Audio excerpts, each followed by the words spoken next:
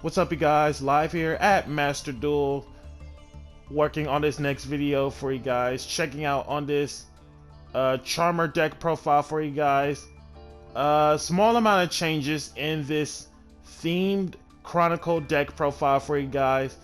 There isn't really too much to change anything out of this list except maybe 2 cards added onto the main deck, and then 3 extra deck cards were swapped out. So let's get to the deck profile. And obviously, no changes and no surprises about what I'm on, which is Charmers. So 6 of them: Win, Hita, Area, Osa, Lina, and Dark. Next is the animals: Inari Fire, Nefarious, Gigabyte, and 3 Ranryu. There were games that I opened up multiple copies of this card. Like, opening up multiples is okay, but without seeing a spellcaster, you wouldn't be able to extend as much as you really used to. And then the 1 Awakening Nefarious Sir Archfiend. This card is insane because games you see involving this card, it's basically either you let me keep the combo going, as in reviving one of the monsters, assuming that if you did the special method of summoning Offerman's on effect. Otherwise, if for some reason, if they negate and destroy your card, you get a free search of any of your possessed spell and traps anyways. And then for your rest of the monsters, which are hand traps, Ghost Bell did its wonders in any graveyard related matchups. Ash, just the one. Ash is super impactful and overperformed. Droll, 2 Droll specifically. The fact that Droll is a spellcaster, if you see any one of the 4 animals, you're pretty much going ballistic in terms of full combos. And then 2 DD Crows. There was a game involving DD Crow, which was against Despia, where opponent had to set the Despian comedy down on the field. And then when we get to the opening plays where we have the Photonic Z, putting up an assist to flip up the comedy, and then DD Crow just literally ran over the comedy, which is nice. But DD Crow as a actual hand trap, the Crow actually performs way too well. If you know what you're doing in the Theme Chronicle event, always hit the target cards based on what the board state is.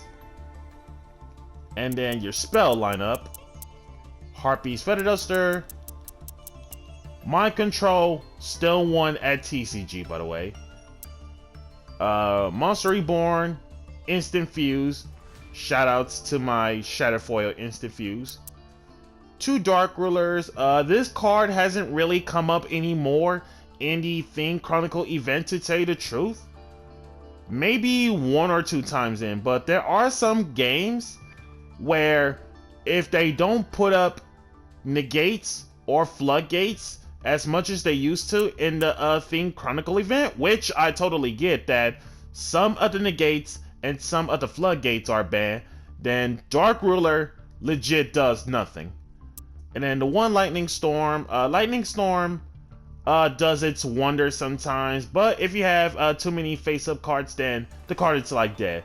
So instead of Lightning Storm in one of my future builds, this should be Raigeki 100%. The 1 field spell, the negate off from the field spell, as long as I control one of the 6 spellcasters with 15 defense, the field spell's effect is very impactful. Awakening spell, you only need 1. And then Fairy Tale Tales, this card came up like once or twice throughout the whole entire theme Chronicle, which is nice. And then 2 copies of Cosmic Cyclones. This was the last minute edition about Cosmic Cyclones added into this mix, because most of the back row, if not all of them, couldn't be played around the way how I wanted it to be. But I said to myself, you know what?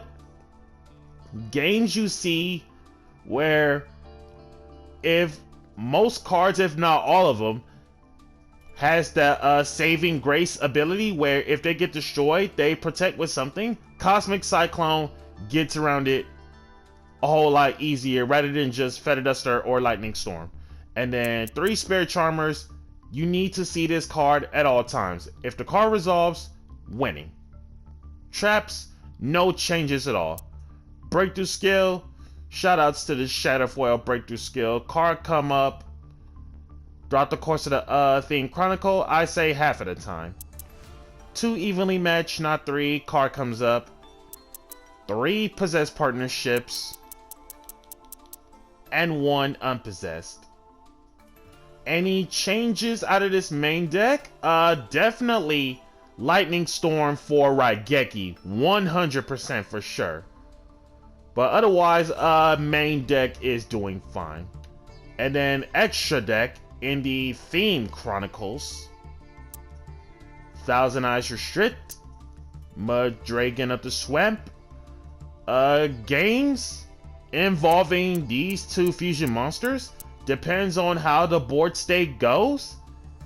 Thousand Eyes is only where if you are having serious trouble dealing with monsters that couldn't let you do anything. And then Mud Dragon is only for if you have the full knowledge or the board is in no harm.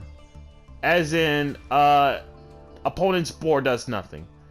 So the idea with Mud Dragon is, Mud Dragon, you mostly turn it into Earth, just so you can see the lines of Awakening Reaper.